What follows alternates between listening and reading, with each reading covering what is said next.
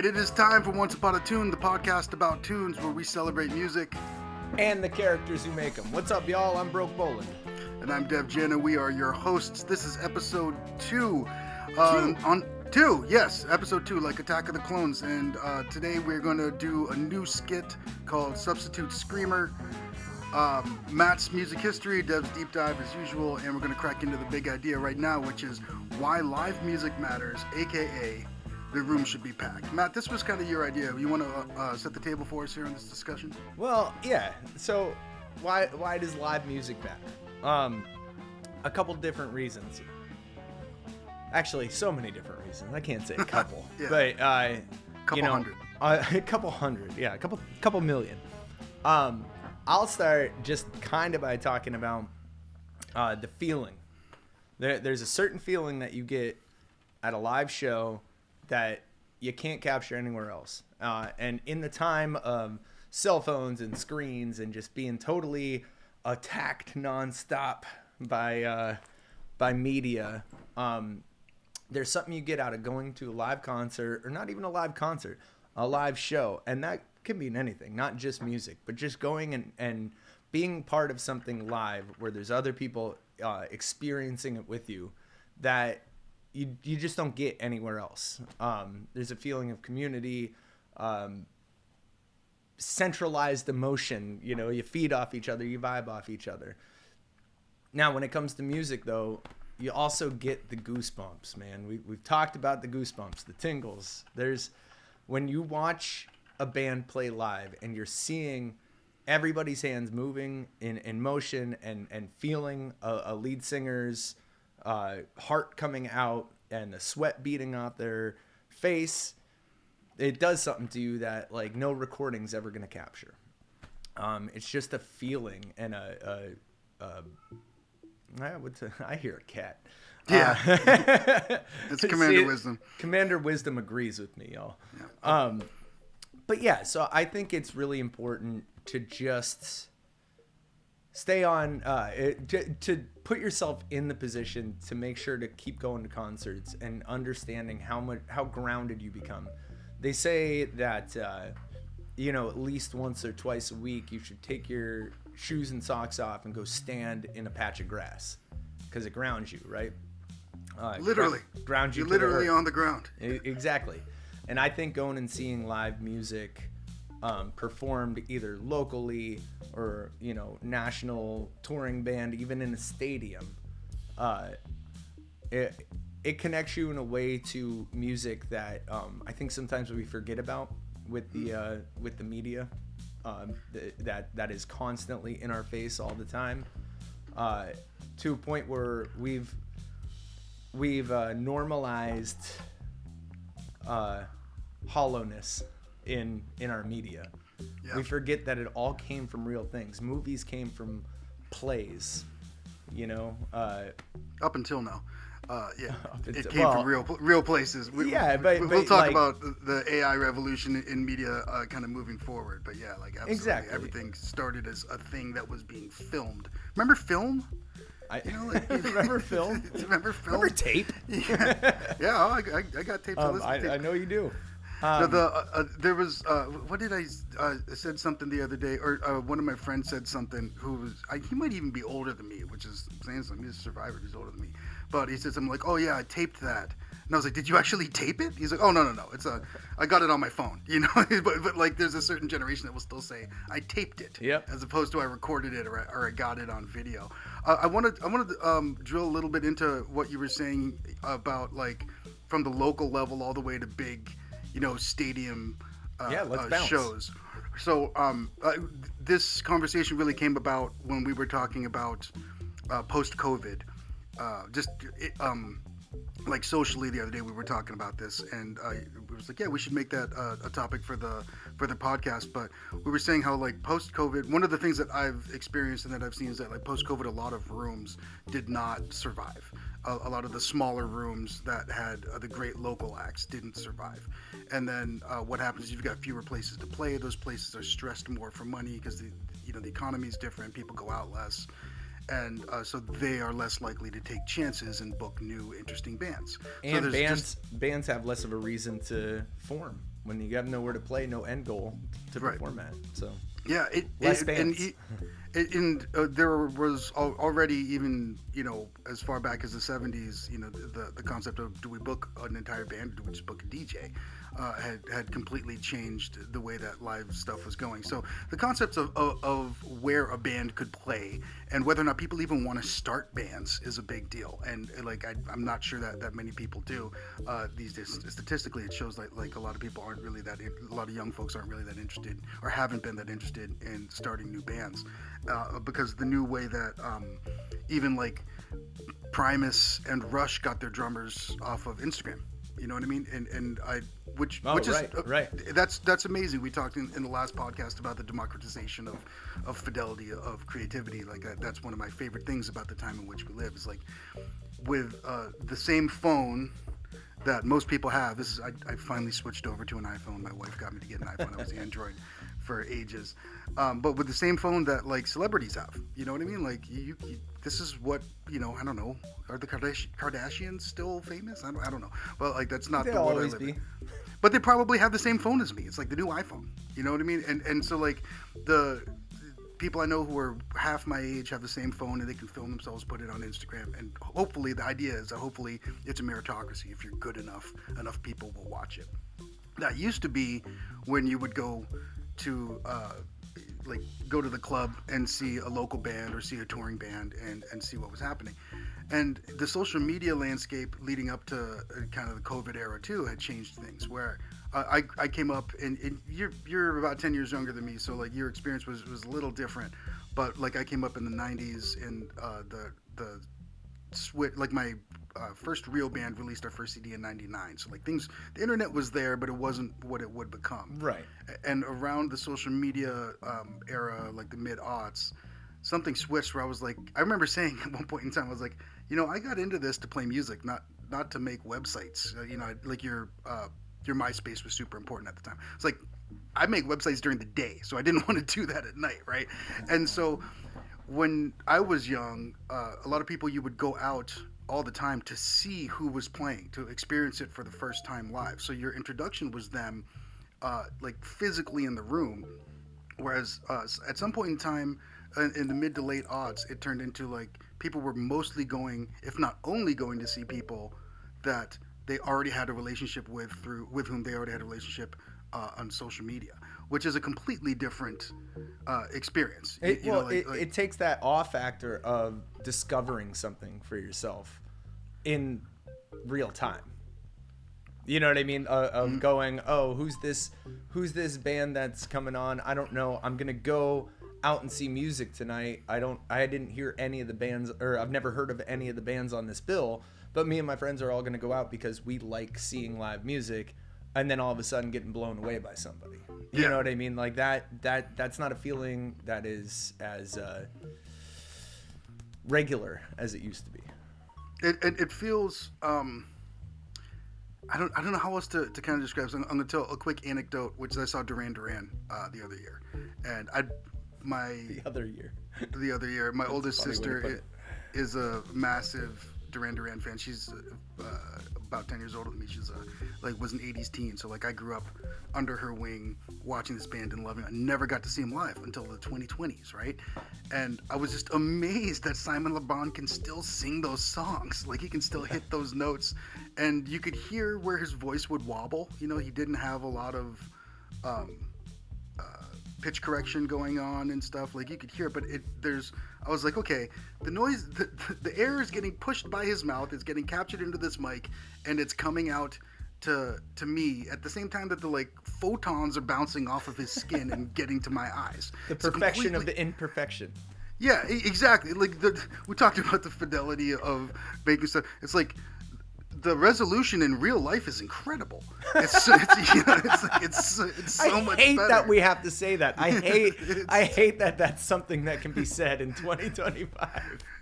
And there's something that really transfers about the charisma of the performer when you're physically in the space with them that doesn't come across through media. And for me, I'm going to tell another quick story. I saw Rakim and Ghostface Killah and Brother Ali in 2007 or something like that. And actually, like I'd been listening to Rakim my whole life, literally since I was like 3 years old or something.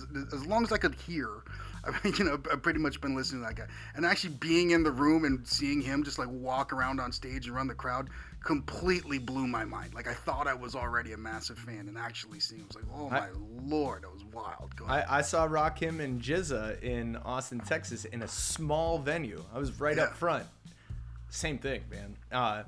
And that's actually, to go to what we're saying is, I was never really that into hip hop until maybe about 10 years ago. I was always into 50s rock and roll, folk, Americana, and rock, And I never dissed hip hop. It was cool whenever it came on. My head was moving, but I never like dove. You know what I mean? Yeah. And then it wasn't until I was at Muddy Roots Music Festival, which is a festival that takes place in Cookeville, Tennessee every year, and it's literally the muddy roots of music.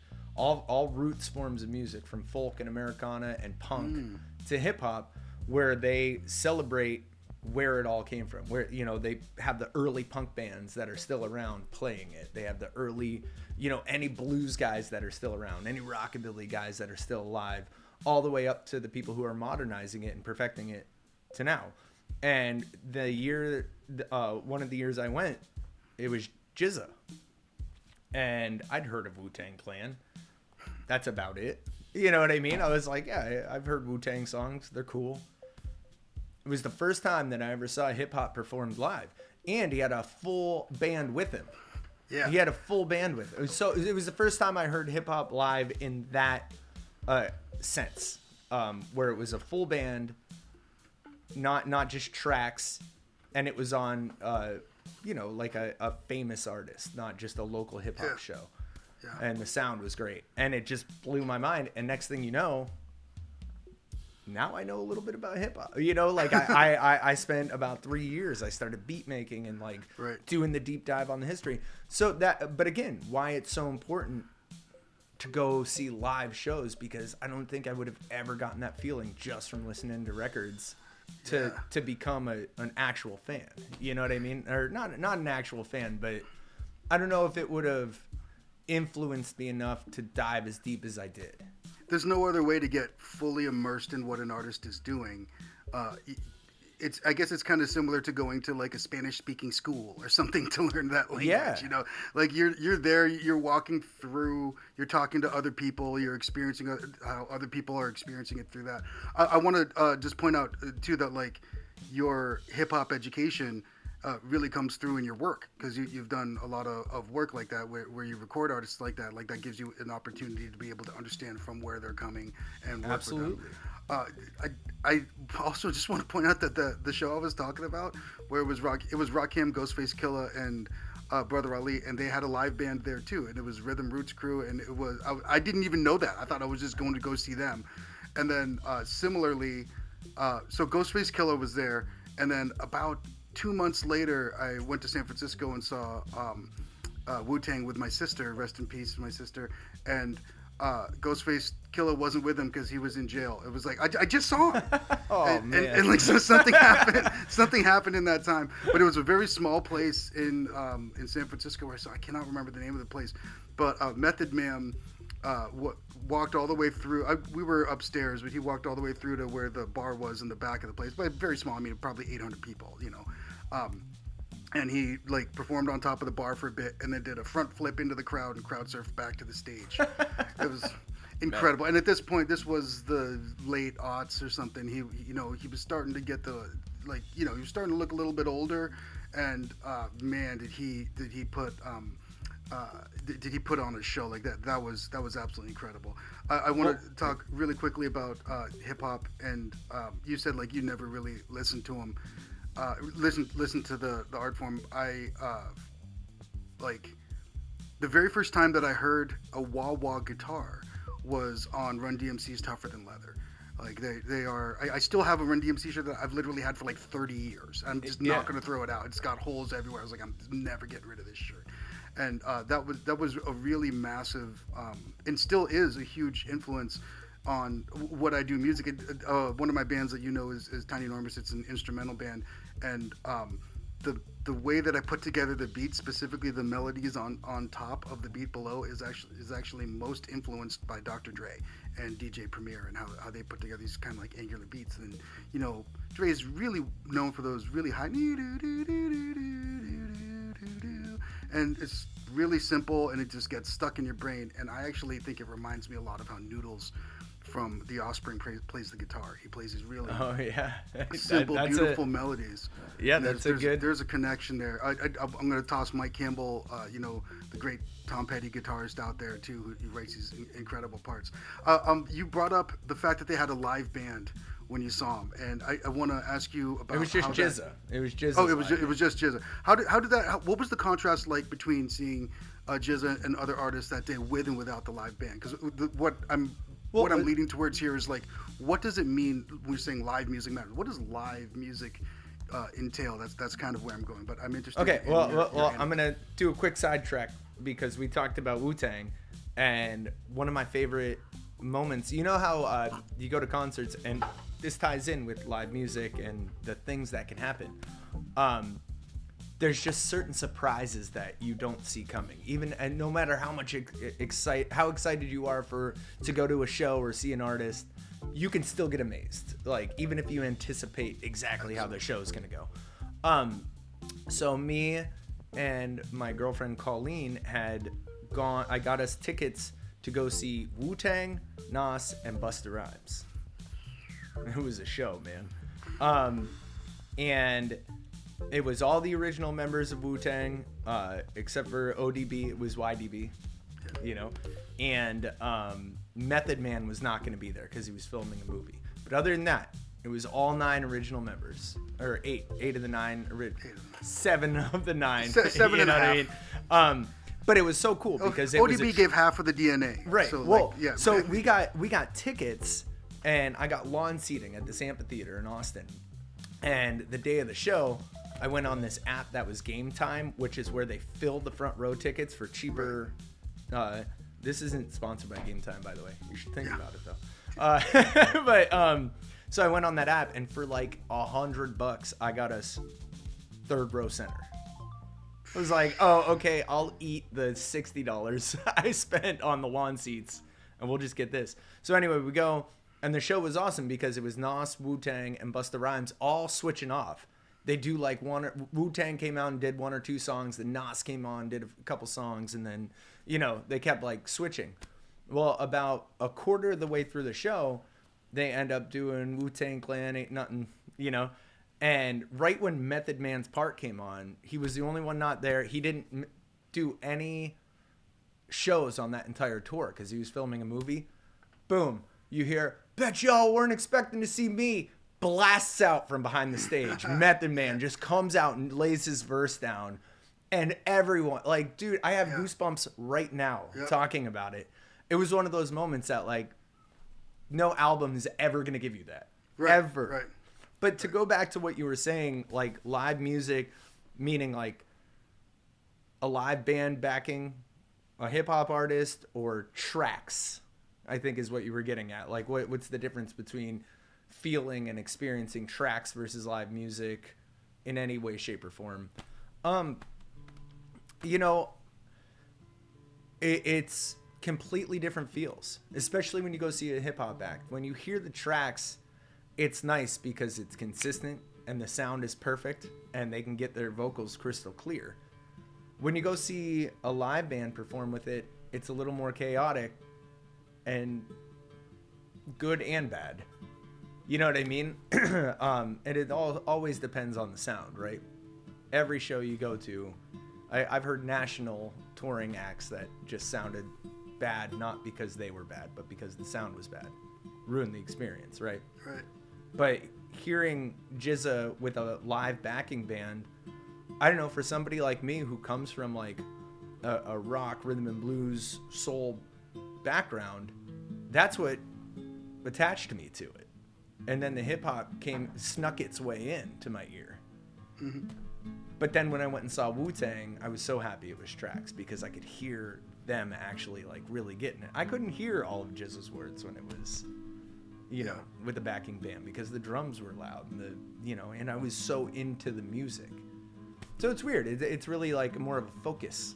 Like what's your ear focused on?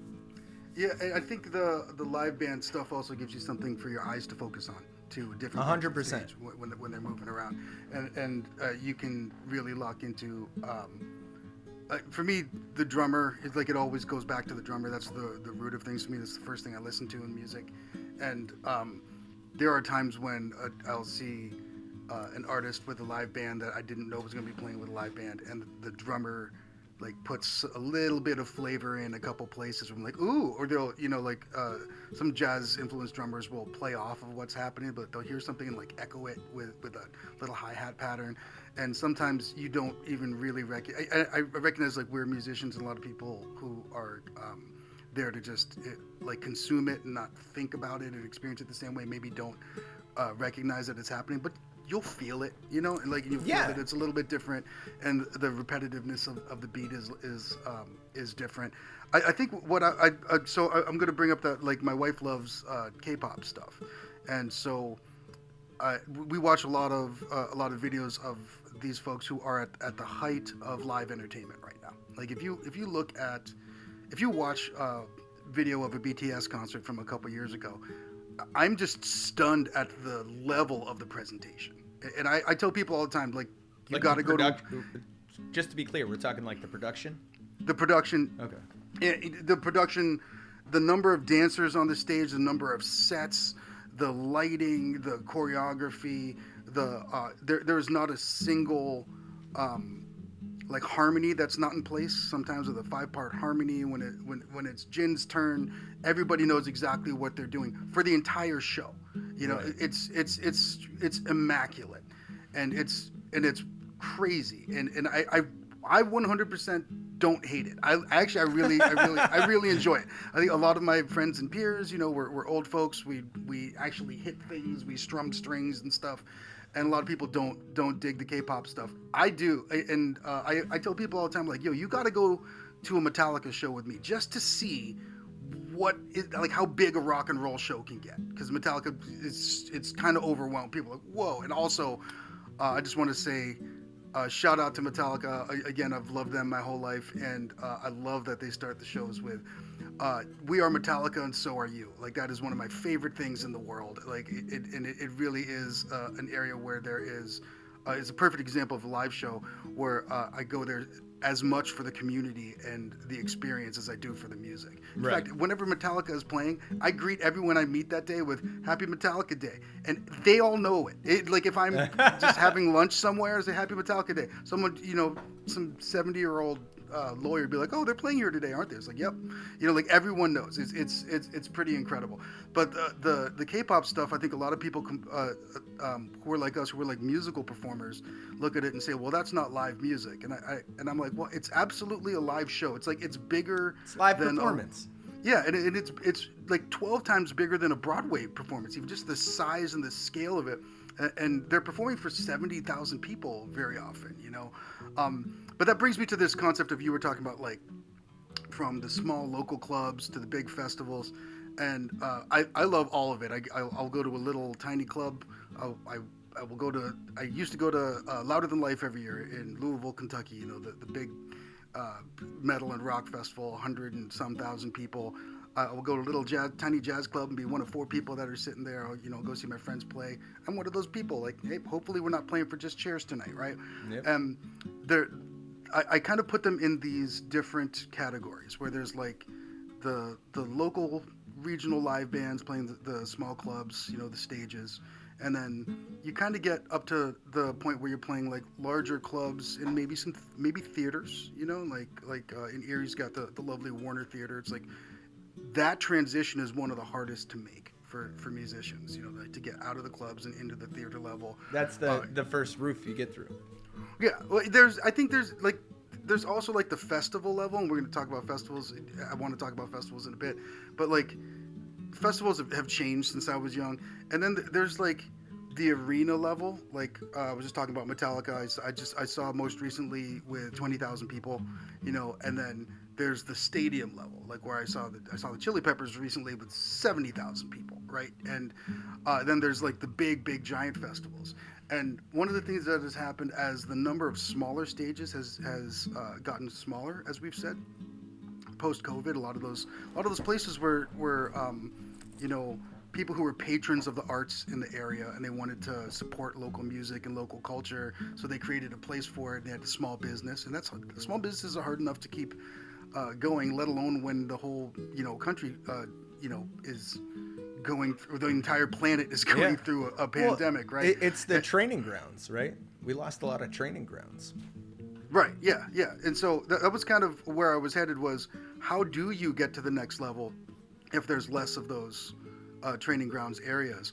And the internet has kind of become the place, but that's Yeah. not a place where you can actually see the person live. And one of the things that I've experienced is that you'll go to see these folks live, and it's actually kind of sad sometimes, because you can tell everyone's there to hear the one viral kind of whatever song, and they're not locked into what the artist is actually doing, and they're missing out on all this great stuff that the artist is doing because they want to hear that one song that they did about pancakes or whatever. And that's on you know? any level. I had the opportunity, super fortunately, to open for Wheatus a couple of years ago, and it was hard because they were jamming, but you could tell nobody was. They just wanted Teenage Nobody Dirtbag, was yeah. focused until Teenage Dirtbag. And funny story, their sound check, because it rained, their sound they had to postpone their sound check, so it cut into our set. And Brandon, the lead singer of Wheatus, was awesome. Those guys hung backstage and BS'd with everybody the whole time. Watched our set, said good job, called me up to sing Teenage Dirtbag with him. Just had to throw that out there because that was a real thing that happened. Yeah. But I I felt remember bad you posting about that. because we were talking off stage after he got off stage, and I was like, I remember asking him, like, man, you know, how's it feel to be up there, like, playing your ass off, knowing everyone's just waiting for that one song, and that's it. He's Yeah. like, hey, at least they're waiting for that one song. And I was like, Yeah. that's true, man, because I've played my ass off to people waiting for no songs. You know what I mean? Like, Yeah. so at least there's that. But I know I didn't mean to sidetrack so much. We'll get into one hit wonders and the repercussions that come with that at some other time. Let me dovetail on your dovetail and say that I literally just happened to have watched a video about that song this morning, and the story behind the name and how he wrote that song was a total surprise. I'm not going to get into it here, but feel free to look that up. A lot of layers. I was really surprised at the dark origins of that story. But going back to the festivals, we've got so many festivals. You know, like I was in high school. I was learning how to play when Lollapalooza revolutionized the concept of festivals, and that even went from Lollapalooza and Warped Tour were happening at the same time. Yeah. And then we had like Lilith Fair and Rock the Bells. We had so many things that were going on like that. Whereas, and they became touring things. Now Lollapalooza is a destination, and I think destination festivals are kind of a standard thing now. Like I said, I used to drive to Louisville to go watch bands, but if you think about the news that's coming out about festivals and how people even consume them, it's like, okay, so we've got like Coachella now too, right? And then what else do we hear about in the news about festivals? Oh, Firefest, right? Total disaster. Total Astro disaster. World, absolute tragedy. It's like, so Well, now people are trying to piggyback on the corporatizing. Is that the word? Corporatization of these music festivals. When everything starts grassroots and grows, it's going to be awesome. The second you start forcing grassroots is when everything goes to shit. You know? Can you expound on that? If things start grassroots, they're awesome. Can you explain that a little bit more? Woodstock, the perfect example, right? Maybe the definitive example. You look at the first Woodstock. They had the greatest bands out at their time, mixed with some older bands that were, relevant still. They were expecting a lot of people. They got, what was it, like 500,000 people? There's no official count, but Yeah. And it became the biggest, the all-time standard for music festivals. Yeah. It put music festivals on the map. Like, you know what I mean? Like, That's the prototype, absolutely. Right. Yeah. And that was 1969. By 94, or no, I'm sorry, 98. 99? 99. It was 94 and 99 were the two other ones. 99. By 25th and 30th anniversaries. By 1999, it was a shell of what it started out being, what it was supposed to be. And it ended in horrible chaos. You know? That's kind of what I'm getting at, is like when something is pure, you get purity out of it. Once you start going, like with Firefest, people are like, that was, Coachella's really working out and people love that, and Burning Man's really working out. I'm going to have my own festival and just copy what those guys are doing. Like, what happens? You can't, it doesn't work like that. You know what I mean? You can't force a great idea. A great idea becomes a great idea because it was just an idea that worked. Well, I think also anytime you're going to go into business with Ja Rule, you should probably be in that situation. Yeah, that's probably not good. Thank you for invoking Woodstock, because it is actually, it's something I wanted to talk about as we were thinking about this. And I think that's kind of maybe where I was headed and just didn't really realize it when I started talking there, is that like we have this like prototype of Woodstock where the event itself is a cultural landmark. And now we've got so many festivals, or I don't want to say we've been inundated with festivals, but for the last 20, 30 years, that's been one of the main ways for people to, when we were young and Sick New World and stuff, like there's like so many things that are just kind of coming now. There's nostalgia, rock nostalgia festivals and stuff. Yeah. But we still think of Woodstock as this like flag in the ground for like the culture of the time, what was happening musically and people. And I think that like the news that is coming out about most festivals now is like, well, the guy that killed himself at Burning Man, and the tragedy of Astro World and Firefest, and it's gotten to be like, that's since probably Woodstock 99, that has been a lot of the news that's been coming out about festivals. But part of why I think Woodstock was so amazing, and I don't want to be like always talking about Santana, but one of my favorite bands, I think one of the most important. Every episode we're gonna have a Dev Santana segue. Yeah, absolutely. I want to start a band, a side project that plays Christmas music in the style of Santana and call it Tan Santa. I've wanted to do that for so long. I probably will start that eventually. Tan Santa. Yeah, Works on so many levels. Wouldn't that be incredible? Like, That's awesome. You would. That would bring people to the local bar, that's for sure. But the great Bill Graham, the great rock promoter, the guy who managed Jefferson Airplane and stuff, managed Santana early on, was asked to like help out with Woodstock. The guy who started Live Aid, right? Yeah. And he was like, I will help you out if Santana gets on the bill. And that's how Santana got to play at Woodstock before they had even released an album.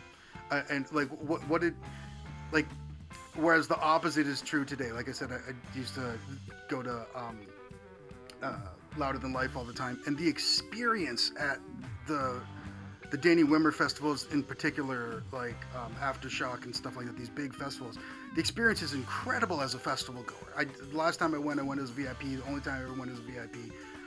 Air-conditioned bathrooms, like our own like Jack Daniel's tent. It was a Jack Daniel's tent, but they had all kinds of booze and food there.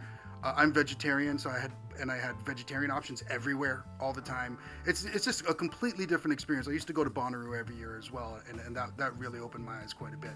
But now you have to be at a certain level to get onto those bills in order to like break through. There's fewer smaller places to play to get to that level.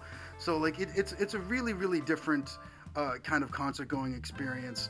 And like the focus of it is very different. But I want to get back to the root of this, which is like, why does live music matter? And I think what you were saying early on when we were talking the other week was that the room should be packed when a local band is playing in one of these smaller rooms. So I want to bring us back to that seed of the discussion and give you an opportunity to kind of explain why you think that is important to you and why you think that should be important to everyone else. Why the room should be packed?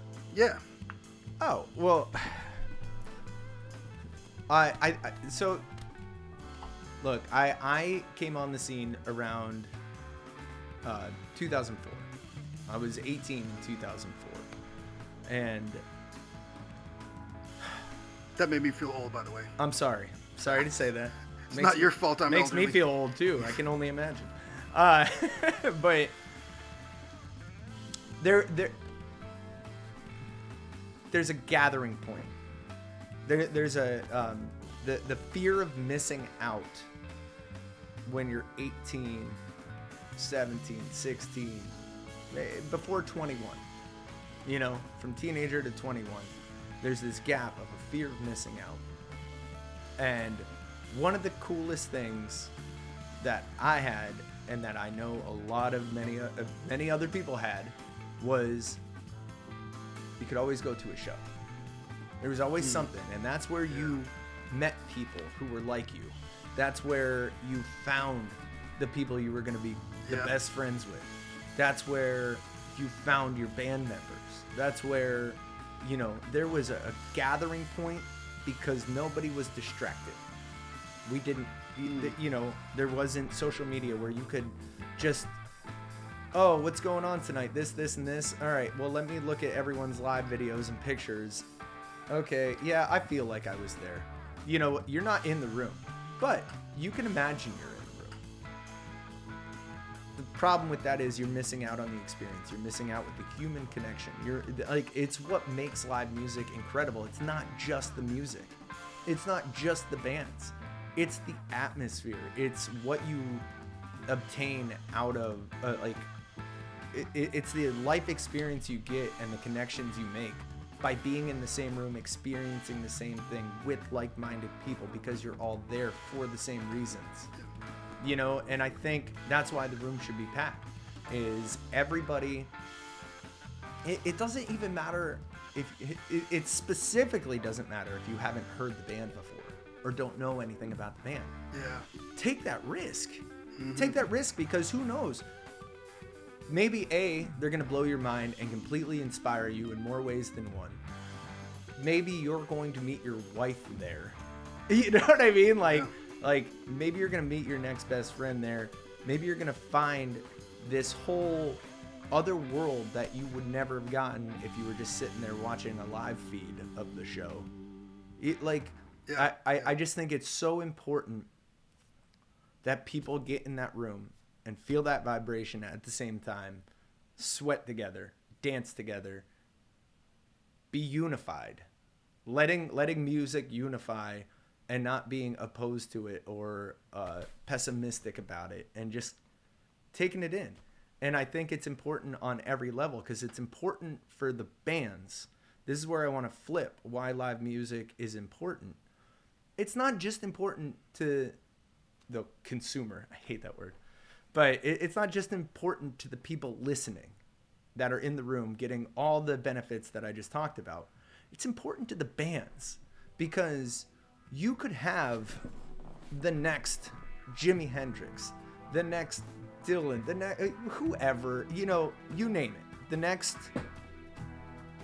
poet of our generation or artist of our generation, standing right in front of you. But if he's playing to an empty room, or she is playing to an empty room, or performing to an empty room, they're never going to have enough encouragement to push through to where they need to get to become what they could truly become.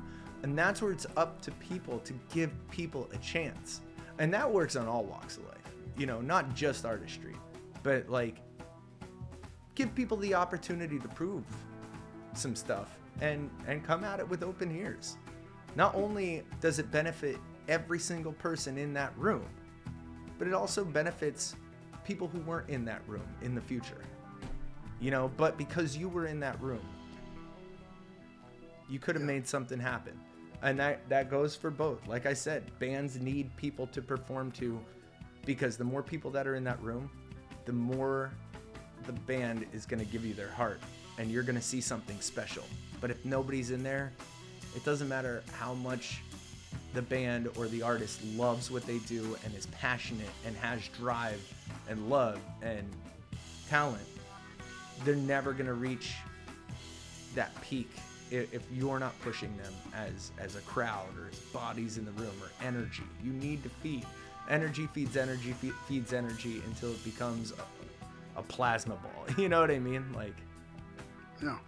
So in the framework of Maslow's hierarchy of needs, supporting local and live bands is like a facilitator and a pathway towards self-actualization for the artist. That's pretty profound. Let me maybe let's wrap this segment up with some examples of like why or like how a live show has given us an experience that would not be possible in another situation. And I'm specifically going to talk about from the artist standpoint or from the. Well, I'm going to talk about as a member of the audience. Okay. You know, like, and you can feel free to do whatever works for you, but I'll give you a moment to think about that while I talk about one of my favorite bands of all time, Streetlight Manifesto. I'd say like there's like ska punk and then there's Streetlight. There's just nobody that does it for me like them. I love them. I played you some of their stuff. But the second to last time I saw him was at a small place that no longer exists here in the Twin Cities. It was called Mill City Nights. This was actually probably 7 years ago or something like that. And they had just put out their newish album. I think it maybe been out for a year. There's this slower song on it called Toe to Toe that is kind of about persevering, you know. Like you go toe to toe like David and Goliath, you know, like that's part of that's the beginning of the chorus. And the amount of energy this band had was so infectious. It was a circle pit the whole time. It was super fun. And then they get to Toe to Toe. And I just also want to say that they're one of the most human bands I've ever listened to and experienced. And they got me, and I know they got a ton of other people through some very, very, through more difficult times than what I've had to deal with. They're just a very important band to maybe not the biggest crowd, but those of us who like love them, like really love them. And they get to this song. So the pit finally stops, and everyone literally links arms and starts swaying back and forth and singing the song together. Oh. It was one of the most beautiful things I've ever experienced in my entire life. And I've listened to that song. I can play that song on every instrument. I can sing every word of that song. I can watch every recording that they've ever done of it. But nothing will ever replace the experience that all of us had at that time. In that moment, you know, everything in our entire lives brought us to that point together, and there was an experience of solidarity there that I don't think is possible to be recreated in any other situation. That's incredible, man. It was beautiful, absolutely beautiful. So, do you have an example? So I do, and I'm not even going to talk about the numerous times as a performer that it's affected me. I'm going to go back to the first show I ever went to. So this it might be why I'm a musician.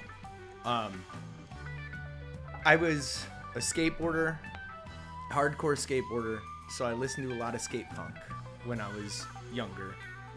So I already liked punk, you know, a lot of Offspring, a lot of Green Day, and, you know, obviously Ramones, which are going to come up here in a little bit.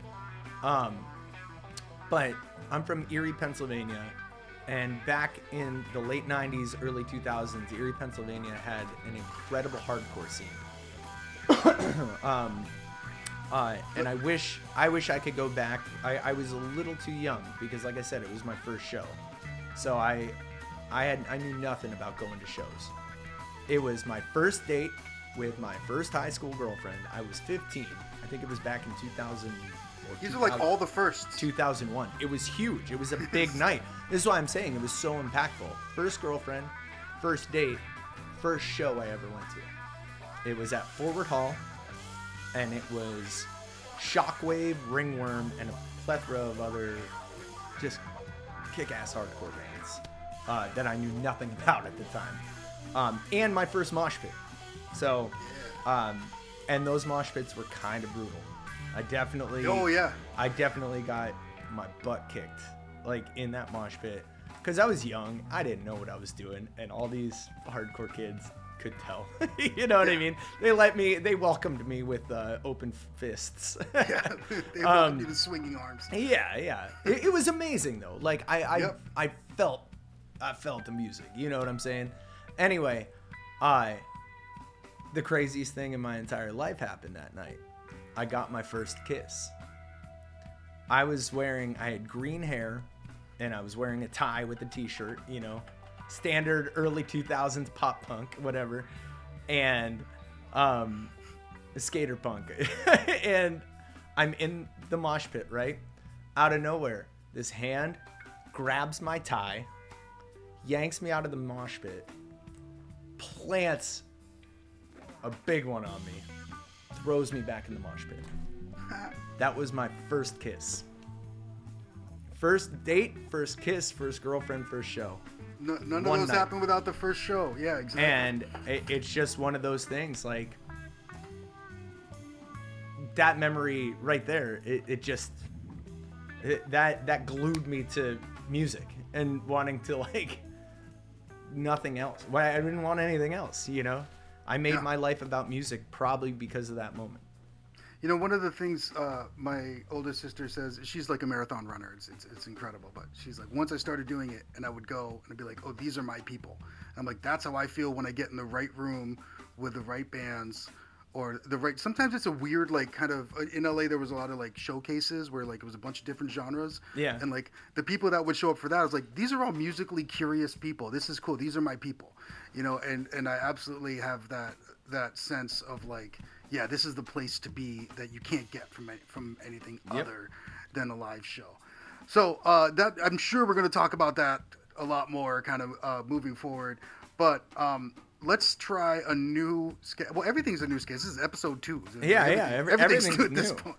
But this one's going to be called Substitute Screecher, where we each choose a band and the other person's going to choose a substitute singer for that band. So like an example, I'll give the example that I gave Matt when I told him I wanted to try this sketch out was, what would it sound like if the Doors had Ice-T as their singer, right? So I'm gonna toss out here I'll start off with a band and you see if you can add a substitute screecher for him. That is Soundgarden. Ooh, Soundgarden. Soundgarden. Like who else can sing with Soundgarden? Like, what would it sound like? Why would you choose who you choose? Anyone. It doesn't need to be someone from one of the contemporaries. Could be anyone, any time period, anything. Because obviously the Doors could have never played with Ice-T. You know? I'm gonna say I would love to hear those songs. Soundgarden with Otis Redding. Whoa, that is a very just to add a soul layer to it, like. Yeah. Right, now you're hearing it. How would you describe that? Like, Soundgarden is already a hard enough band to describe. They're not a grunge band. Like I don't think that they sound like whatever grunge is. But like, how would you even describe? Like, whoa, oh wow. I'm just imagining like Worn some of the soul. deep cuts. Worn What's soul. that? Worn soul is what I would call it. Wow. Like what would Otis Redding singing Jesus Christ Pose sound like? You know, my favorite is Drawing Flies. I love that song. It's my old friends still remember. Like it was just always coming out of my bedroom. Wow, what would that sound like with Otis Redding? Crazy. Okay, all right. You got a band for me? Yeah, I was gonna say. You ready for this one? No, but we'll see what happens. No, not at all. I want to know. See, I want to get a little more in depth though, because I don't want you to just pick any singer. Okay. Like, I want to know what Muddy Waters music. You know, the slide guitar, the harmonica in the background, Pine Top Perkins on the piano. I want to know what Muddy Waters would sound like with a hip hop artist? Because you can already feel a lot of people have mixed hip hop and blues, but not that style of blues. Like we're talking Electric Chicago. Yeah, and I'm like, you know what? I'll take off the table. I'll take hip hop off the table. Okay. Like, well, just I'll give you a hip hop answer, but I'm also going to give you, like when you said Muddy Waters, the first person who comes to mind, and this is one of the first people who always comes to mind when I think about like what would it sound like if that person was singing, is Amy Winehouse. Back to Black is probably, if I had to choose a favorite album of all time, probably Back to Black, and I think losing her was one of the biggest losses of our generation. But as far as like a hip hop artist, a lot of that's good. Like the quality of the voice of an MC sometimes really changes things for me, and some of them have really great singing voices too, and can have the ability to kind of move back and forth between them.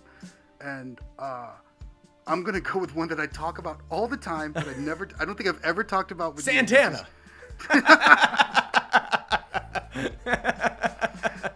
Queen Latifah.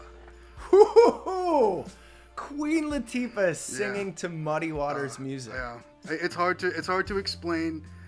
So, like I said, I'm a little bit older. So imagine in the early '90s when all the like, the gangster rap is coming out. The bitches, blunts, and boats era of rap has completely taken over, and rap has hip hop as a culture and rap as a music form has claimed their stake. Like, we are not going anywhere. Right. And at that point in time, it's hard to explain what it was like for Queen Latifah to come out with UNITY and be like, who are you calling a bitch? And just like, whoa, right. Yeah, like she showed up from the very beginning. You brought up, you invoked Busta Rhymes earlier. It's like from the very beginning, people have been like, yo, she ain't no slouch on the mic. Oh. And like, there's a reason why she has Queen in her name. And we never questioned it. Right, not like once. from day one, we're like, "Yep, she deserves that. She's gonna go into it. She hasn't got it yet." She's like the Aretha Franklin of hip hop. And one of my favorite actresses. Like I've seen every movie that she's in, but like I think that she also has this like approachable positivity to her that a lot of artists don't have. That's part of her charisma. It's almost I don't want to say maternal, but it's very like comforting. Yeah. And that type of soul is very different than a lot of other artists have. I would love to hear her on top of Muddy Waters stuff. That's really quickly, crazy. When I didn't get into Muddy Waters until I was in my 20s, and one of my roommates just went through a phase and was just like listening to it all the time, and I was like, what are you listening to? And the reason I said that was because it was so well recorded. I couldn't believe how good it sounded. Like I could hear the fingers on the strings. I could, like we were saying about live music, I could hear all the imperfections. And it was completely blowing my mind. This stereo recording from like almost a century ago. It's Chess Records, destroying. Man. Oh my God, it sounded absolutely magnificent. And I'm gonna go back and listen to a bunch of Muddy Waters.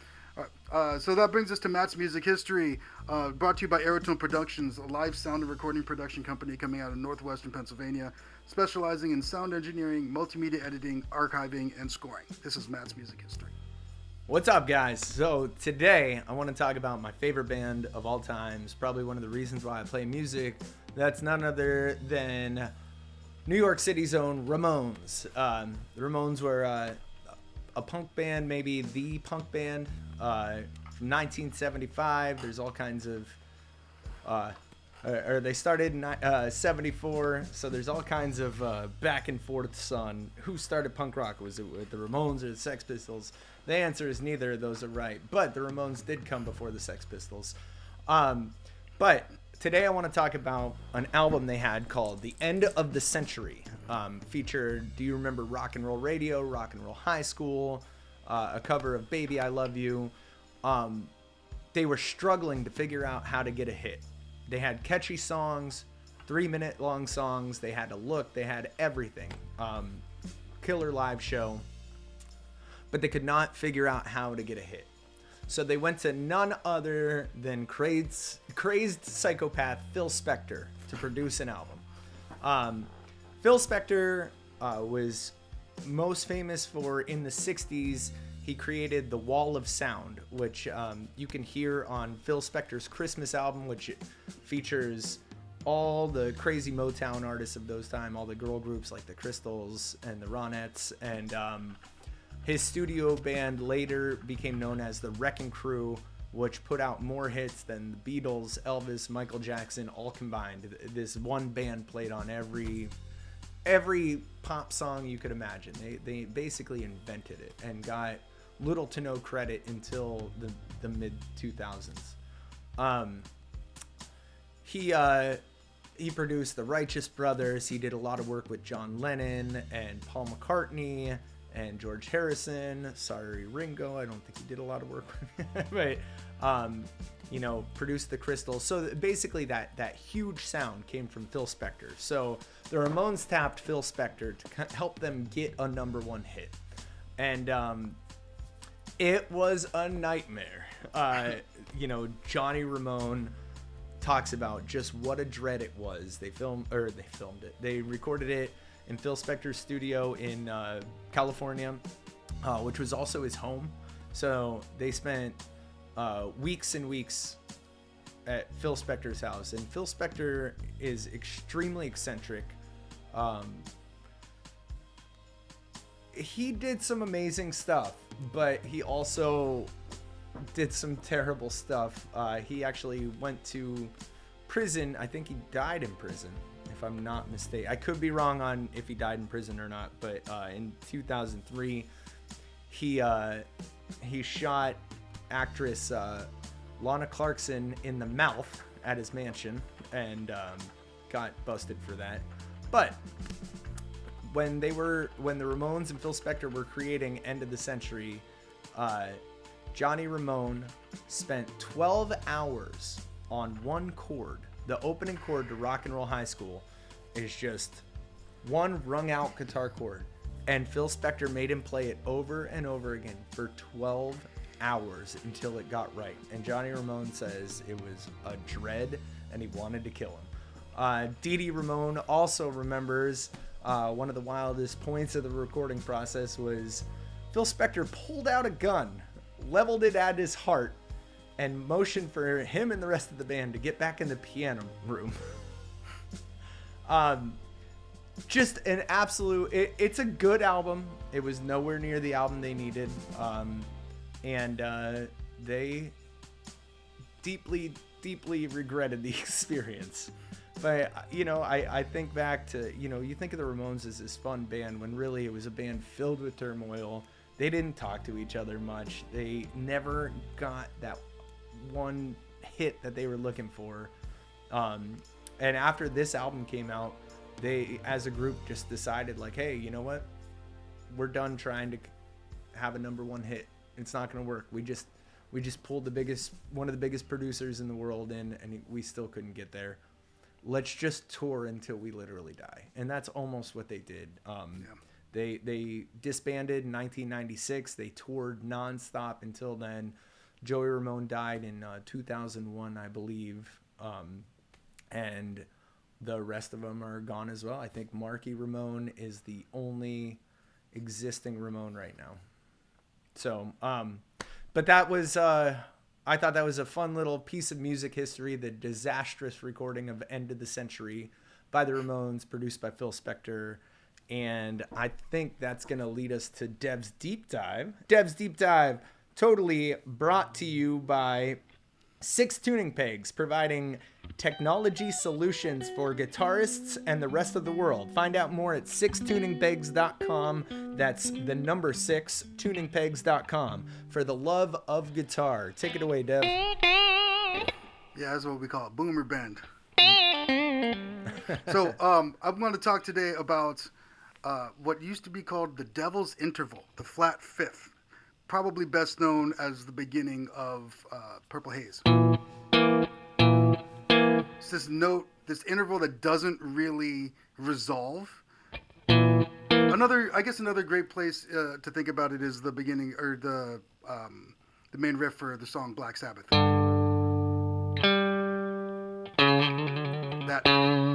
That's a lot of people call it the blue note. So note that you add to the pentatonic scale.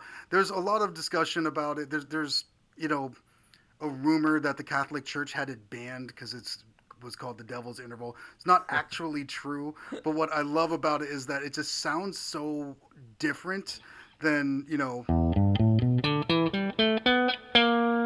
and it makes you go, okay, well, where are they going next? Are we going to resolve sad, or are we going to resolve happy?